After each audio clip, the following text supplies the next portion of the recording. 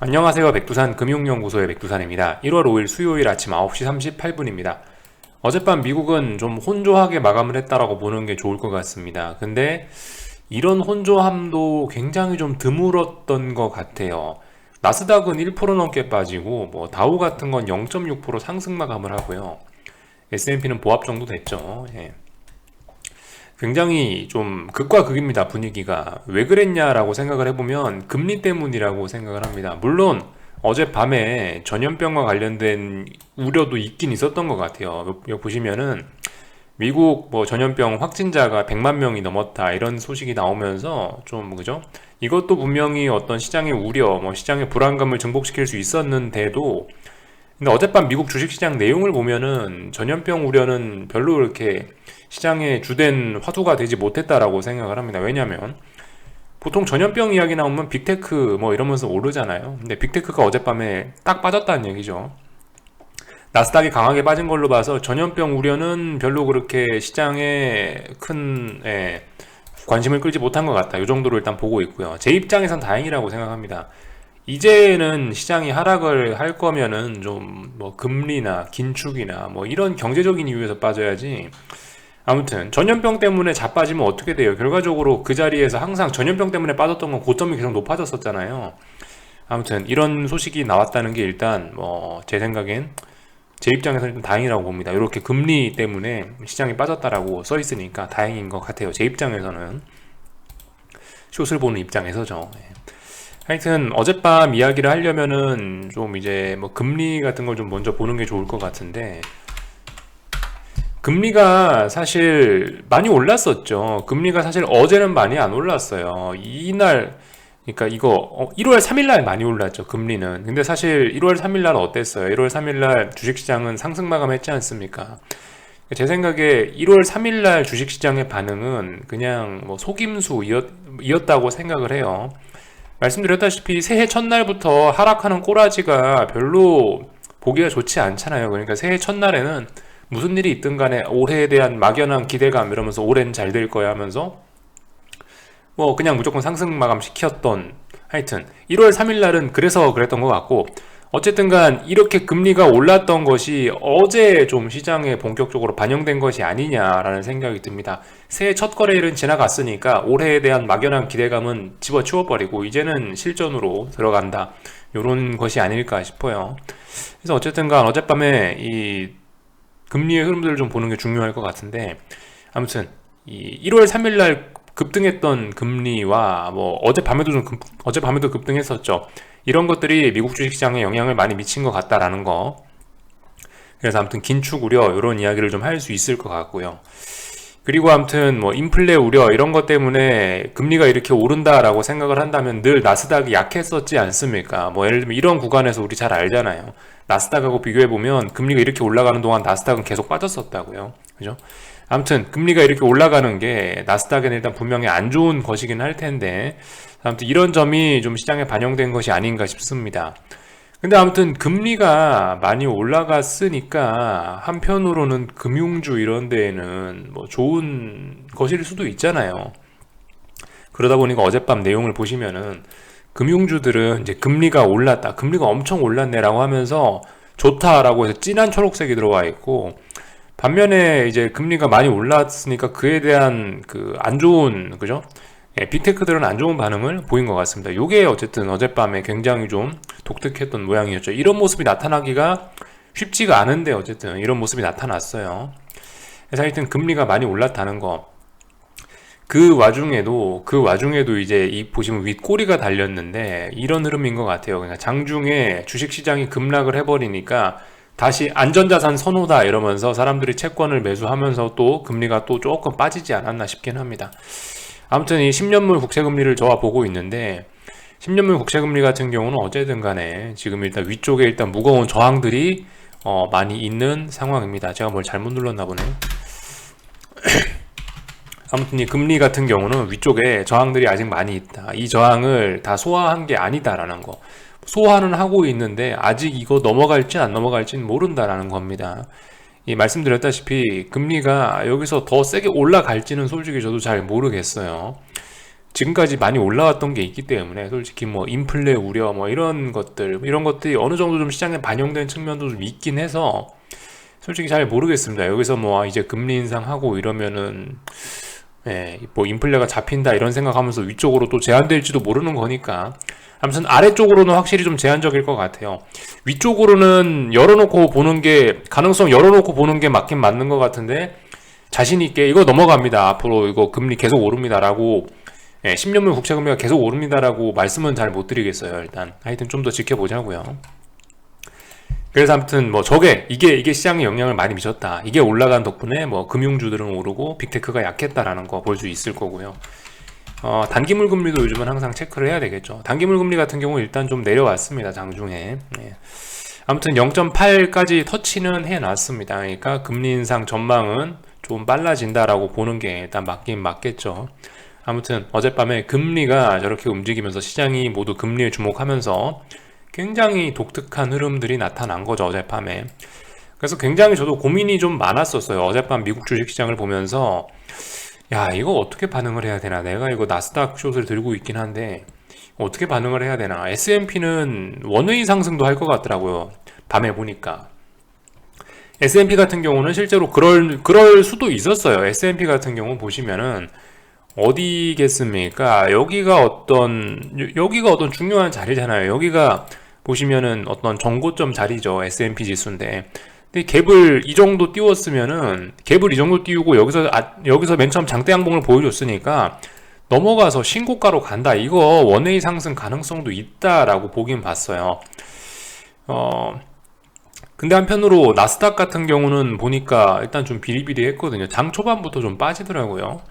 그래서 일단 굉장히 좀 고민을 많이 했죠. 이거 S&P 따라서 나스닥도 올라가는 거 아니야? 야씨, S&P가 이렇게 강한데 설마 나스닥이 빠질까 싶었는데 일단 어쨌든 간에 나스닥은 천천히 흘러내리더라고요. 그래서 그냥 가만히 있었죠. 그러더니 결과적으로 16,400을 재차 붕괴를 시킨 꼴이 됐습니다. 그래서 나스닥 같은 경우는 일단 뭐 제 입장에서는 흐뭇합니다. 일단 16,400이 중요한 지지선이라고 말씀을 드렸는데 이 자리를 결과적으로 3거래일에 걸쳐서 든든하게 확인을 한 거예요. 여기 저항이다 이제 못 박아 놓은 겁니다. 그렇기 때문에 일단 그죠, 저항 확인됐고 빠져야 될 자리에서 빠졌으니까 일단 숏은 들고 가보자, 이렇게 일단 말씀을 드릴 수 있을 것 같고요. S&P는 어쨌든 여전히 강합니다. S&P는 뭐 최소한 뭐 요런 정도, 그죠? 어제 저점이네요. 마침 딱 그 자리가. 이런 자리가 강하게 붕괴돼야 좀 빠지는 거지. 아직까지 S&P는 뭐 상승 중 조정일 수 있어요. 결과적으로 어제도 보시면 신고가를 쓴 거 아니에요, 그죠? 그러니까 물론 근데 어젯밤에 이런 하락이 분명히 의미들은 있습니다. 변동성 지수들 어젯밤에 중요하다라고 말씀을 드렸는데 변동성 지수들이 결과적으로 지금 몇 거래일 동안 어딘가에서 버티고 있고 죽어야 될 자리에서 죽지 않고 있다는 거죠. 더 이상 아래로 안 빠지고 있죠.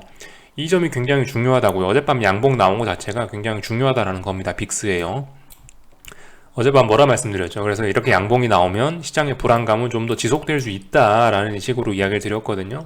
그대로 생각하시면 되겠습니다. 다만 UVXY의 베팅은 좀 타이밍이 좀 다를 수도 있어요. 이게 빅스 지수가 4, 5거래일 동안 지금 하방 경직성을 보이는 거지 UVXY는 안타깝게도 이게 지금 조금 더 확인의 시간이 필요할 것 같아요. 가더라도 그러니까 지금 솔직히 뭐 갈지 안 갈지는 모르겠는데 얘가 뭐 확실히 뭐 간다 안 간다 뭐 이런 건 아직까지는 잘 모르겠긴 한데 그러니까 가야 됐을 타이밍을 뭐 놓쳤어요. 갈 거면은 이런 자리에서 빨리 보냈어야 돼요. 여기 어디서 빨리 이날쯤 보냈어야 되는데 이미 좀 많이 내려와 있는 상태라 갖고 일단 여기서 좀 시간이 좀 걸릴 것 같긴 합니다. 며칠 동안 좀 더 지켜보셔야겠죠. 근데 아무튼 뭐 그다지 희망이 없다라는 이야기를 하는 건 아니고 아무튼간 이 빅스 지수를 보면은 좀 그래도 가능성은 있어 보여요. 근데 아무튼 UVXY를 내가 매수를 한다라고 한다면 그 타이밍은 아무튼 오늘 밤 뭐 이런 건 솔직히 잘 모르겠다라는 거죠. 일단 조금 시간이 좀 더 필요할 것 같다. 이 정도 이야기 드릴 수 있을 것 같아요. 하여튼 변동성 지수들이 어제 버텼다는 거 이게 굉장히 중요한 점이다라고 말씀드리고 싶습니다. 나스닥 변동성들도 보시면은 몇 거래일이죠? 거의 일주일 동안 버티다 살아났죠. 뭐 일단 가능성 있어 보여요. 연속적인 변동성 확대 가능성도 뭐 있어 보입니다. 그래서 뭐 대충 미국장을 좀 살펴봤고요. 어젯밤 이제 분봉을 보면서 들었던 생각들은 그래요. 하여튼 장 초반에 말씀드렸다시피 S&P는 더럽게 강하네. 야, 이거 나스닥 이런 자리에서 나스닥 숏을 들고 가는 게 맞나 고민이 무지 많긴 많았는데, 어쨌든 빅테크들이 줄줄줄 흘러내리는 걸 확인하고 그냥 계속 홀딩을 하고 자버렸고요. 아무튼 아침에 일어나니까 급락을 해 있네요. 어젯밤 같은 경우는 이제 제가 보면서 느꼈던 거는 그거예요. S&P가 이 움직임이 굉장히 좀 느릿느릿하더라고요. 평상시와는 좀 달랐죠. 뭐 호가창을 봐도 알 수 있는 거고, 아니면은 분봉을 켜놓고 자세히 봐도 알 수 있는 건데, 아무튼 그 거래되는 이런 속도 이런 게 있지 않습니까? 뭐 하락을 하더라도 하락의 속도 이런 게 있고, 상승을 하도 상승의 속도 뭐 이런 게 있는데, 어젯밤 같은 경우는 좀 제가 봤던 거는 좀 독특했던 게 굉장히 속도가 느리더라라는 거. 예. 이런 중요한 지지선, 뭐 예를 들면 480, 16,480 이런 자리도 나름 의미 있는 어떤 지지선이었거든요. 근데 이런 자리를 굉장히 슬금슬금 깨더라고요. 평상시 정말 강했을 때 나스닥 같았으면은 한 번에 수직으로 빵 내리꽂고 나서 급반등 올라오고 보통 이랬었거든요, 지금까지는. 근데 어젯밤 같은 경우는 가만히 보니까 뭐 슬슬슬슬 밀다가 톡 깼다가 다시 살짝 올라오고, 슬슬슬슬 깼다가 뭐 올라오고, 이런 식으로 움직임이 좀 평상시와는 좀 다르긴 하더라고요. 굉장히 움직임이 좀 느리게 진행이 되더라고요. 그러니까 어젯밤에도 결과적으로 보면서 이런 생각을 했던 게, 이런 지지선들은 어떻게 깨야 된다? 천천히 느긋하게 깨야 된다 라는 생각을 좀 하긴 했습니다. 하여튼간 그렇게 하면서 지금 16,400이란 자리도 일단은 뭐 그렇게 해서 깼으니까, 일단 뭐 제 입장에선 계속 뭐 나스닥 숏 홀딩입니다. 아무튼 나스닥 같은 경우는 그래서 쌍고점의 가능성이 그냥 이 정도면 일단 또다시 쌍고점 완성이라고 일단 보고 접근하는 게 좋지 않을까 싶네요. 하여튼 뭐 좀 지켜보자고요. 예. 어젯밤 같은 경우는 어쨌든 뭐 좀 굉장히 이상했습니다. 이런 장 보기가 굉장히 어렵죠. S&P는 오르고 있는데 뭐 다우는 오르고 있는데 나스닥만 빠졌다. 정말 보기 어려운 현상이긴 한데, 이런 현상이 나타난 데는 분명히 어쨌든 이유가 있을 것 같긴 합니다. 예. 정말 오래간만에 보는 거거든요. 보통은 어때요? S&P 올라가고 있으면 나스닥이 하반경 직선 보이면서 따라 올라가거나 그랬었거든요, 항상. 근데 아무튼 심지어 뭐 다우 이런 거 뭐 0.6%, 0.7% 상승하는 와중에도 나스닥이 지 혼자 1% 넘게 빠졌다는 거, 이거 하여튼 뭔가 우리한테 준 어떤 신호이지 않을까 싶긴 합니다. 굉장히 독특한 일이 일어난 거예요. 하여튼 그리고 한편으로도 드는 생각이, 애플이나 이런 것들, 사실 지금까지 나스닥을 끌어올린 건 애플과 테슬라 정도가 아니겠습니까? 애플과 테슬라 급등으로 이런 것들을 일어났는데, 나스닥 같은 경우는 이제 밑에 기초가 좀 부실한 거죠. 이게 많은 종목들이 다 같이 힘을 합쳐서 같이 올라가면 지수도 좀 튼튼하게 기초공사 잘 돼서 올라가는 꼴이 될 텐데, 근데 보시다시피 요즘에 어떻게 올랐나요? 애플하고 테슬라하고 뭐 이런 빅테크 몇 종목으로 지수가 확, 그런 식으로 해서 지수가 확 올라버렸고, 또한 최근에 미국 주식시장 같은 경우는 상승 마감을 하더라도 상승 종목 수가 좀 모자란 그런 경우들이 많이 눈에 보였거든요. 일단 솔직히 지금 지수는 높은 자리에 와 있지만 이런 과정에서 좀 기초공사는 좀 잘 안 돼 있는 듯한 느낌을 일단 분명히 받고는 있습니다. 그런 점들 좀 생각을 해봐야 될 것 같아요. 하여튼 미국 주식시장 요즘에 좀 이제 중요한 자리에서 계속 와리가리 하다 보니까 좀 집중해서 보고 있는데, 하여튼 확실히 이게 미국 주식시장은 좀 보고 있으면 공부가 된다는 생각이 좀 듭니다. 좀 확실히 장중에 어떤 이슈 이런 것도 좀 많이 있고, 또 금리와 뭐 달러 이런 거의 흐름에 맞춰서 주식시장이 좀 같이 좀 움직인다는 그런 면들도 좀 있고, 반면에 아시아장은 보면 할 말이 없죠. 아시아장은 뭐 그냥 정말 그냥 미국의 경제적 속국처럼 움직인다. 뭐 그냥 그죠? 정말 종속적으로 움직인다. 지 멋대로 그냥 어떤 뭐 금리라든가 뭐 달러라든가 이런 변수들에 의해서 이렇게 좀 공부할 만하게 체계적으로 이렇게 움직인다라기보단 그냥 아시아장은 보고 있으면 정말 개판이다라는 생각이 정말 들긴 들어요. 정말 참 아쉽긴 하더라고요. 그래서 미국장을 확실히 공부하실 거면은 뭐 차트 공부도 좋고, 뭐 아니면 경제 공부도 좋고, 뭐 제가 이런 식으로 하는 식으로 뭐 금리와 뭐 이런 거 저런 거 상관관계를 보는 것도 좋고, 이래저래 좀 미국 주식시장을 보는 게 공부는 훨씬 더 잘 될 것 같긴 합니다. 근데 이제 그 현실적으로 좀 힘들긴 하죠. 밤에 하니까요. 한국인인 우리 입장에서는 좀 힘들긴 하죠. 한국은 뭐 특별한 게 없죠. 그냥 지지와 저항 뭐 그런 거 싸움입니다. 한국 주식시장에 영향을 미치는 건 그거죠. 뭐 긴축 우려 이런 거 하고 미국 주식시장의 분위기 이런 거 눈치 보는 거 요런 거 정도로 의해서 그냥 움직이는 한국 주식시장 아무튼 좀 보고 있으면 참 깝깝합니다. 그죠? 오스템 임플란트 그거 직원 하나가 해먹었다고 하는데 어떻게 그 직원 하나가 다 해먹었겠어요? 같이 해먹었겠죠.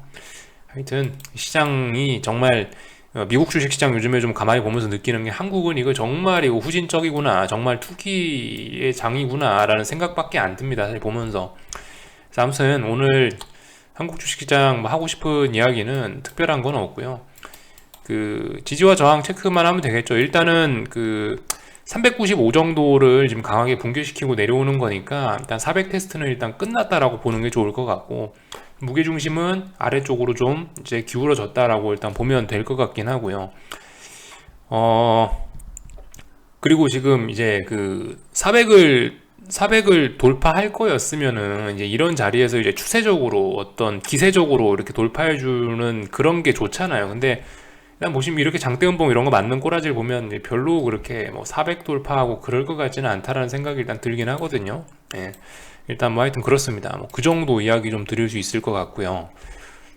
뭐 코스닥 시장 같은 경우도 지금 어쨌든 계속 박스권이니까 할 말은 없는데 241선 정도 기준으로 무게중심이 위냐 아래냐 이런 것들 좀 살펴보시면 좋을 것 같고요.